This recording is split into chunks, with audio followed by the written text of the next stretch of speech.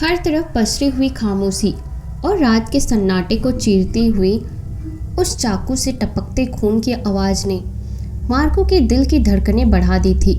दूर दूर तक इंसानी हलचल का नामो निशान न था। सड़क की दूसरी ओर वाली दीवार पर पड़ती उस शख्स की परछाई के अचानक गायब हो जाते ही मार्को की आंखें खुल गई। आज फिर उस सपने ने मार्को के मन में हलचल मचा दी थी। कुछ दिनों से सपने में आने वाला ये खौफनाक मंजर उसे बार बार परेशान कर रहा था। ना जाने कितनी ही बार उसने उस खूनी चेहरे को देखने की कोशिश की, लेकिन जैसे ही वो उस शख्स के चेहरे से रूबरू होने ही वाला होता था कि उसकी नींद खुल जाती थी और वो चौंक कर उठ जाता था। कहने को तो लेखन कार्य मार्को के अकेलेपन को बिताने का एक जरिया था, लेकिन गुजर बसर करने के लिए पैसे की ज़रूरत ने उसे एक लेखक बना दिया था। उसने कितनी ही डरावनी और मर्डर मिस्ट्री न सिर्फ लिखी थी, बल्कि अपनी कहानियों में उस मिस्ट्री को सुलझाई भी थी। लेकिन सपने में दिखाई पड़ने वाला ये चेहरा अब तक उसके लिए एक पहेली ही था। एक दौर था जब मार्को की लिखी कहानियाँ लोगों के लिए चर्चा का विषय थी, लेकिन यहाँ भी उसकी बदकिस्मती ने उसका पता ढूंढ ही लिया। कुछ समय पहले पेपर में एक समाचार छपी थी जिसमें एक बिजनेसमैन के बेटे का उस समय खून हो गया था। जब वो रात को अपने दोस्तों के साथ पार्टी कर घर लौट रहा था और उसकी लाश उसके कार में मिली थी। पुलिस द्वारा छानबीन में उस कार से और तो कुछ नहीं मिला, लेकिन हाँ, मार्को की नई प्रकाशित murder mystery book the shadow मिली थी। हो सकता है कि जिसका खून हुआ हो वो उस किताब को पसंद करता हो, लेकिन यहाँ हैरानी की बात तब हुई जब उसका खून उसी तरह किया गया था जैसे कि उस किताब में लिखा हुआ था। मार्को संदेह के घेरे में आ गया था। उससे पूछताछ भी की गई, लेकिन पुलिस के पास इस बात का कोई प्रमाण नहीं था कि इस सब में उसका कोई हाथ है। कुछ दिनों तक ये घटना अखबार की सुर्खियों में रहा और उसका नतीजा ये हुआ कि मार्को की लिखी किताबें कम बिक रही थी। वहीं दूसरी ओर उसकी पड़ोसियों का रवैया भी उसके लिए बदलने लगा। धीरे धीरे मार्को गुमनामी का शिकार होता जा रहा था। उसके पिता का घर अब उसकी एक मात्र पूंजी थी। मार्को पूरा दिन घर में ही बंद रहता। किसी से मिलना तो दूर, बातचीत भी नहीं होती थी। कुछ दिनों से मार्को के मन में कई तरह की भावनाएं उमड़ घुमड़ रही थी। गुस्सा, घबराहट, ईर्ष्या, झुंझलाहट आदि प्रकार के भावों से निकलने का एकमात्र रास्ता उसे कलम की ओर ले जा रहा था। उसने कागज कलम उठाया और लिखना शुरू किया, लेकिन समस्या यह थी कि वो लिखे भी तो लिखे क्या। इतने दिनों से घर में बैठे बैठे उसने आसपास के लोगों को गौर से देखा था, जो शायद वो पहले नहीं देख पाया था। इस बार उसने कुछ अलग लिखने का मन बनाया। उसके सामने वाले घर में लूसी आंटी रहती थी, जो स्वभाव से बहुत ही अच्छी थी और कभी कभार वो मार्को को किसी काम से बाहर जाते देखती तो देखकर मुस्कुरा देती थी। और इसकी वजह थी कि लूसी की कोई संतान नहीं थी, और अगर होती तो मार्को के उम्र की ही होती। लूसी आंटी के बारे में सोचकर मार्को ने लिखना शुरू किया। रात को 11 बजे तक सो जाने वाला मार्को को पता ही नहीं चला कि लिखते लिखते रात के 1 कैसे बज गए। तभी लूसी के घर से लड़ने झगड़ने की आवाज़ आने लगी। मार्को ने खिड़की से झांक कर देखा तो लूसी और उसका पति पिंटो झगड़ रहे थे। पिंटो अक्सर शराब पीकर आता और इसी तरह लूसी से झगड़ता था। संयोग से आज मार्को जगा था तो उसने पिंटो का यह रूप देख लिया, जो अब तक उससे छुपा हुआ था। ये सब देखकर उसका मूड खराब हो गया और वह सोने चला गया। बार बार उसकी आंखों के सामने लूसी का हंसता हुआ चेहरा उभर कर आ रहा था। हमेशा सबके सामने मुस्कुराने वाली लूसी हकीकत में इतनी उदास होती होगी ऐसा मार्को ने कभी सोचा भी नहीं था। सुबह जब मार्को जगा तो लूसी के घर के पास भीड़ इकट्ठा थी। उसने लोगों को कहते सुना कि हो ना हो पिंटू का जुए में किसी से झगड़ा हुआ होगा और उसी वजह से उसका खून हो गया होगा। पुलिस आई, बारी बारी से सबसे पूछताछ भी हुई, लेकिन कुछ हाथ ना लगा। हाँ, लेकिन पुलिस के जाने के बाद लोगों ने ये कहना शुरू कर दिया कि अच्छा हुआ उस जैसे शराबी और जुआरी से लूसी के साथ साथ कॉलोनी को भी छुटकारा मिल गया। उसी रात मार्को के दरवाजे पर दस्तक हुई। दरवाजे पर दस्तक सुनकर मार्को अनमने भाव से जगा। नींद से भरी आंखों में जब घड़ी की ओर देखी तो वो सोच में पड़ गया कि रात के 2:30 बजे किसे उसकी ज़रूरत आन पड़ी। फिर उसका माथा ठनका कि कहीं दरवाजे के उस पर लीजा तो नहीं है।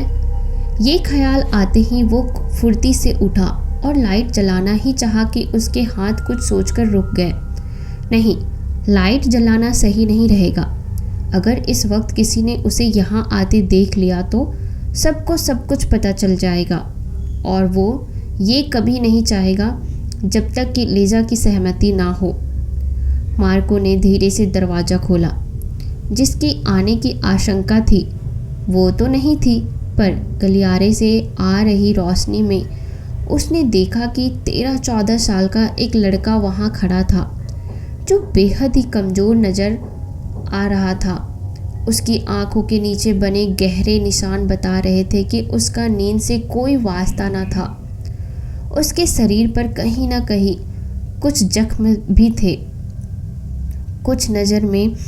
एक नज़र में उस लड़के के पूरे शरीर का मुआयना कर जब मार्को की नज़रें उसके चेहरे की ओर गई तो उसने पाया कि वो लड़का अब भी फटी आंखों से एकटक उसे ही देखे जा रहा था। मार्को के दिल में कुछ खटकने लगा और गर्दन घुमाकर उसने आसपास देखा, पर वहाँ इन दोनों के अलावा कोई और नहीं था। इससे पहले कि मार्को उस अनजान आगंतुक से वहाँ आने का कारण पूछता, उल्टा उस लड़के ने ही पूछ लिया, तुम ऐसा क्यों कर रहे हो? मार्को हैरान परेशान सा उस लड़के को देखता रह गया जो अभी भी अपलक उसे घूरे जा रहा था।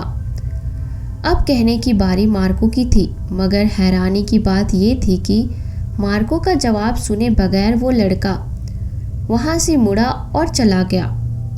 कुछ देर तक मार्को उसे निहारते हुए यही सोच रहा था कि ये क्या कहकर गया वो लड़का, कुछ समझ नहीं आया।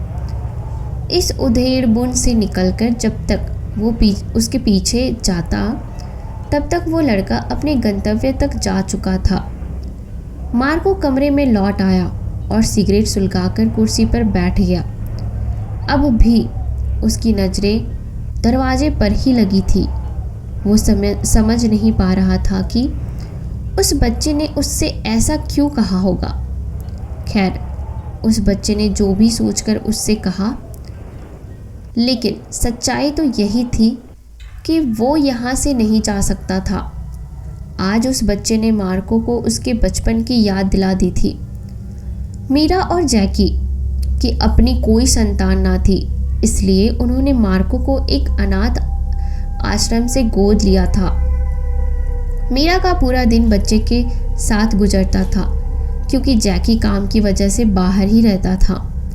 एक दिन जब मीरा ने आधी रात को चोरों की तरह घर में घुसते जैकी को देखा, तब जाकर उसे जैकी के 2 नंबर के धंधे के बारे में पता चला। गलत लोगों की संगति में आकर जैकी बिगड़ चुका था और जब मीरा उसे समझाती तो वो मारपीट करने लगता। ऐसे माहौल में मीरा का अपने बेटे मार्को के साथ रहना मुश्किल हो चुका था। रोज़ रोज़ के झगड़े से मीरा अंदर ही अंदर घुटती रहती थी। फिर एक दिन मीरा को पता चला कि जैकी गलत काम करते हुए पुलिस की गोलियों का शिकार हो गया। ये सुनकर मीरा को गहरा धक्का लगा और एक दिन वो भी मार्को को अकेला छोड़कर चल बसी। मार्को एक बार फिर से अनाथ हो गया था। समय बीतता गया और अकेलापन बढ़ता गया। धीरे धीरे शराब और सिगरेट उसके साथी बन गए थे और ऐसे में वो कागज़ पर अपने मन की बातों को लिखने लगा। आज दरवाजे पर दस्तक देने वाले उस लड़के के बारे में सोचकर मार्को को अपने 12 साल पीछे की यादों को ताज़ा कर दिया था। अगले दिन जब मार्को खिड़की के पास खड़ा होकर बाहर आने जाने वाले लोगों को देख रहा था तो उसकी नज़र एक बूढ़ी महिला पर पड़ी।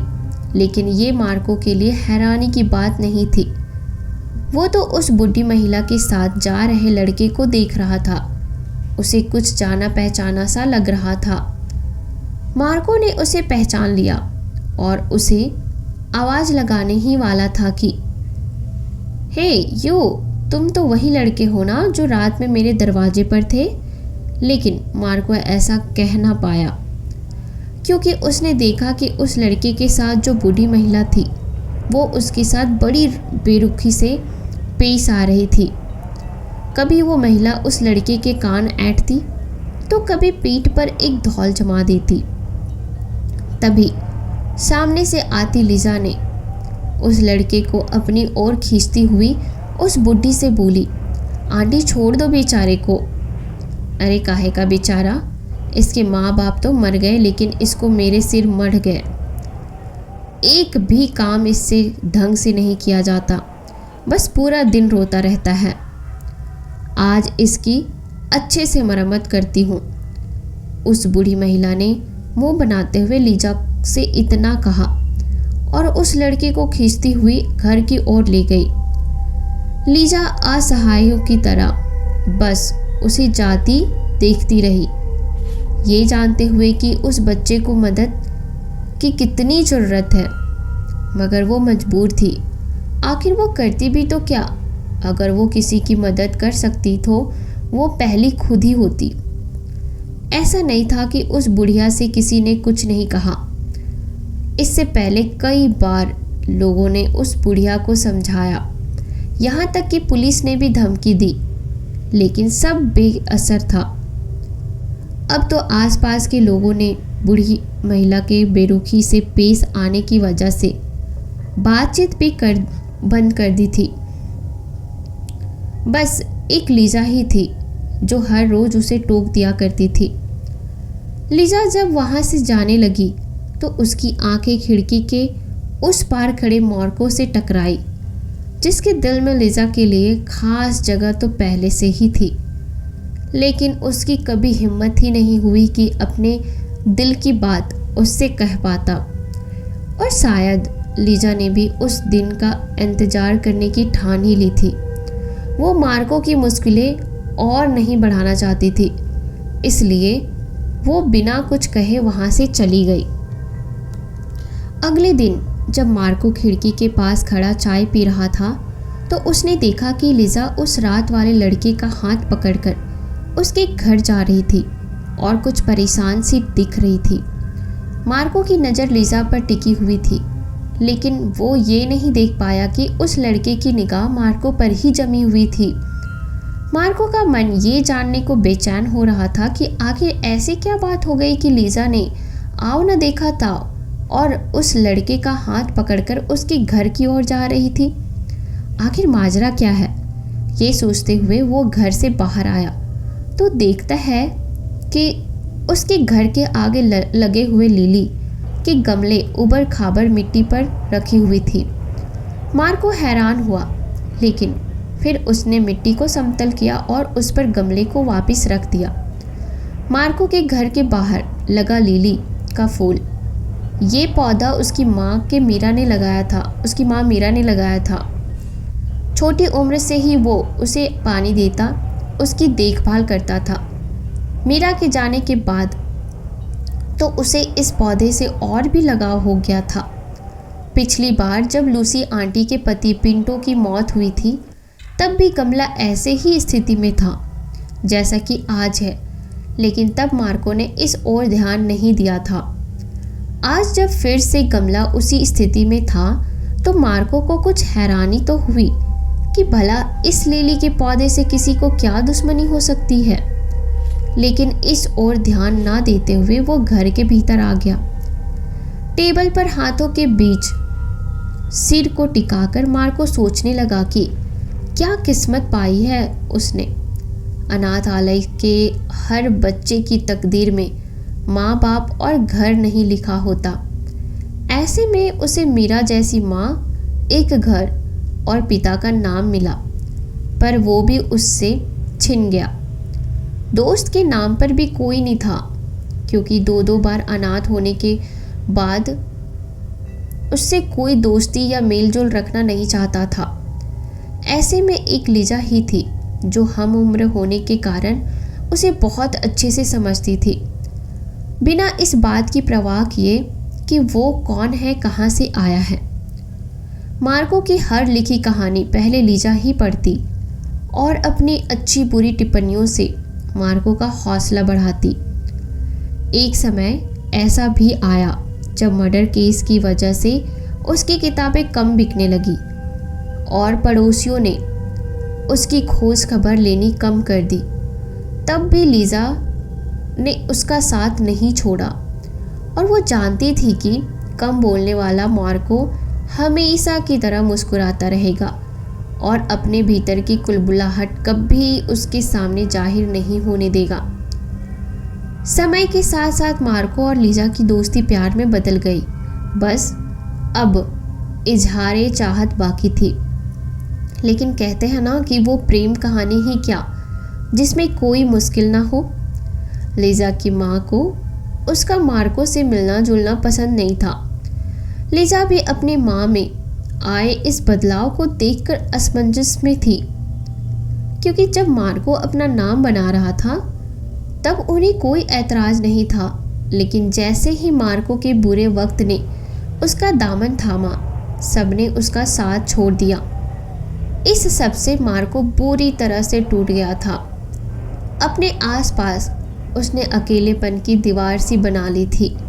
खैर, मार्को अब भी इसी उधेड़ बुन में था कि उसे उस लड़के, जिसे सब मिंकू कहकर बुलाते हैं, के पास से सहानुभूति के लिए जाना चाहिए या नहीं, कि तभी उसने उधर से गुजर रहे कुछ लोगों को आपस में बात करते हुए सुना, जो अभी अभी मिंकू के घर से होकर आ रहे थे।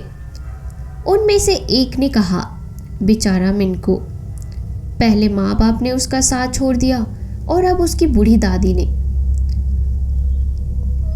क्या ही किस्मत पाया है बेचारा, फिर से अनाथ हो गया। दुख की बात तो यह है, लेकिन जो हुआ अच्छा हुआ। उस बच्चे के लिए तो वो बुढ़िया काल ही थी, और अगर उसे कुछ कहने जाओ तो मोहल्ले वालों से भी लड़ती रहती थी। हाँ, सही कह रहे हो। और फिर हम सब भी तो है, मिलकर मिंकू को संभाल लेंगे। लेकिन एक बात समझ नहीं आई कि आखिर उस बुढ़िया को मारा किसने होगा। उसके जख्म देखकर तो लग रहे थे कि किसी धारदार हथियार से वार किया है कातिल ने। कुछ दिनों पहले लूसी के पति पिंटो की जब हत्या हुई थी तो उसके शरीर पर भी इसी तरह के घाव थे। कहीं ये दोनों हथियारे एक ही आदमी का काम तो नहीं? अरे नहीं, मुझे तो ऐसा लगता है कि जरूर उस बुढ़िया से किसी की लड़ाई हुई होगी और उसी ने उसे मर्डर कर दिया हो। वैसे इन दिनों जो भी वारदातें हमारे आसपास हो रही हैं, उनसे हमें सावधान रहना चाहिए। हमारे मोहल्ले में इस तरह की घटनाओं का होना सही नहीं है। वैसे पुलिस भी तो है, वो सब कुछ पता लगा ही लेगी। बाहर खड़े लोगों के बीच चल रही बातचीत को सुनकर मार्को वहीं ठिठक गया। उसने बूढ़ी महिला के घर की ओर जाना सही नहीं समझा, और फिर लीजा भी तो वहीं होगी, ये सोचकर कि क्या जवाब देंगे उसे। वो वापस अपने कमरे में आकर सिगरेट सुलगाकर बैठ गया। लेकिन उसका ध्यान बार बार उस लड़के मिंकू की तरफ या फिर उसकी कही हुई बातों की तरफ जा रहा था। कमरे में इधर उधर चहलकदमी करते मार्को को कुछ समय या फिर कुछ समझ नहीं आ रहा था। वो थक कर सोफे पर बैठ गया और कुछ देर बाद उसकी आंखें लग गई। जब वो उठा तो शाम के 5 बज चुके थे। कुछ खाने की इच्छा हुई तो देखा कि घर में ब्रेड तक नहीं था। वो पास की दुकान से ब्रेड लेने चला गया। लौटते समय वो उस मोड़ के पास ठिठक गया जहाँ से लीजा का घर कुछ ही दूरी पर था।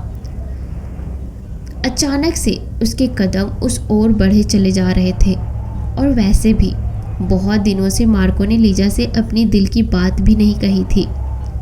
लीजा के घर से कुछ ही दूरी पर मार्को के कदम रुक गए क्योंकि घर के भीतर उसकी माँ उस पर जोर जोर से चिल्ला रही थी।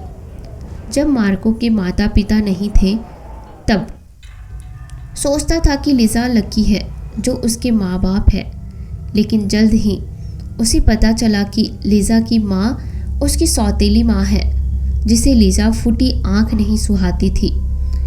लीजा के पिता जहाज पर नौकरी करते थे, इसलिए उनका घर आना कम ही होता था और यही वजह थी कि वो अपनी परेशानी उन्हें बताकर उनकी मुश्किलें और नहीं बढ़ाना चाहती थी। लीजा चुपचाप अपनी माँ के जुल्मों सितम सहती रही। आज मार्को को लीजा का उस लड़के मिंकू के लिए सहानुभूति रखना समझ आ गया था, क्योंकि जिस पर बीतती है वही समझता है। मार्को ने चुपचाप वहाँ से चले जाना ही बेहतर समझा। जब वो जाने के लिए मुड़ा तो देखा कि लीजा बालकनी में उस लड़के मिंकू को खाना खिला रही थी। यह देखकर वो समझ गया कि लीजा की माँ को उसका मिंकू को अपने घर लाना पसंद नहीं आया और इसी कारण वो चिल्ला रही थी। अपने गुस्से को काबू करते हुए मार्को घर लौट आया। उसकी भूख तो कब की मर चुकी थी। लीजा के लिए सोचते सोचते मार्को कुर्सी पर ही सो गया। रात का सन्नाटा गहरा छाया हुआ था। जब अपने अपने घरों में सब चैन की नींद सोए हुए थे, लेकिन 2 आंखें ऐसी थी जो आज की रात फिर से सड़कों पर अपने अगले शिकार की ओर बढ़ रही थी। अचानक वो शख्स मार्को के घर के आगे लगे लिली के पौधे के पास वाली मिट्टी को खरोचने लगा। ना जाने क्या ढूंढ रहा था। मोड़ से कुछ आगे जाकर उसके कदम लीजा के घर की ओर मुड़ गए। तो क्या आज लीजा उसका शिकार बनेगी? नहीं नहीं, ऐसा नहीं हो सकता। मार्को ने तो अपने दिल की बात अभी लीजा से कही भी नहीं। तो क्या उसका प्यार अधूरा रह जाएगा? हमारे और आपके मन में ऐसे कई ख्याल आना लाजमी है, लेकिन इस बात से शायद ही उस हत्यारे को फर्क पड़ता था। ऐसा लग रहा था कि उसके सिर पर खून सवार है। वो अपनी धुन में लीजा के घर की ओर चला जा रहा था। पाइप और दीवार के सहारे वो बालकनी में चढ़ गया और उससे लगे कमरे को सावधानी से धक्का देकर खोलते हुए अंदर चला गया, मानो जैसे उसकी आंखें जानती थी कि उसका शिकार इस वक्त कहाँ होगा। अपलक आंखों से ताकता वो खूनी आगे बढ़ा तो सामने लीजा सोई हुई थी और पास ही दूसरे खाट पर मिंकू सोया हुआ था। लेकिन आश्चर्य की बात थी कि वो शख्स वहाँ न रुककर आगे बढ़ गया। तो फिर उसका शिकार कौन है? हाथों में धारदार चाकू पकड़े वो दूसरे कमरे में गया जहाँ लीजा की माँ सोई हुई थी, जिसे देखकर उसकी आंखों में खून उतर आया। उसने बिना एक पल गवाए उस पर चाकू से वार कर दिया। कर्राहती हुई लीजा की माँ जब तक कुछ समझ पाती तब तक उस शख्स ने अपना काम को अंजाम दे दिया था। उस हत्यारे की ओर देखकर लीजा की माँ सन्न रह गई और फिर कुछ ही पल में उसकी सांसें हमेशा के लिए बंद हो गई। उस हत्यारे का मकसद पूरा हो चुका था। वो जैसे लीजा के घर में आया था वैसे ही चला भी गया था, एकदम चुपचाप। लौटकर वो वापस उसी लिली के पौधे के पास आया। वहाँ की मिट्टी खुरेदी और उसमें अपने हथियार छुपाकर जाने को मुड़ा। लेकिन ये क्या, कोई उसके पीछे खड़ा है। पर ये कौन हो सकता है? तुम ऐसा क्यों कर रहे हो? उस खूनी के पीछे खड़े अजनबी ने उससे पूछा। आप सोच रहे होंगे कि ये सवाल तो कुछ सुने सुने से लग रहे हैं ना? हाँ, ये तो मिंकू के प्रश्न हैं जो उसने उस रात मार्को के दरवाजे पर दस्तक देकर पूछी थी। तो क्या इस खूनी के पीछे? नहीं नहीं नहीं, बिल्कुल सही सोच रहे हैं आप। ये मिंकू ही है जो आजकल लीजा के घर उसके साथ ही रह रहा है। जब ये खूनी लीजा की माँ को मौत के घाट उतार रहा था तो मिंकू ने इसे देख लिया।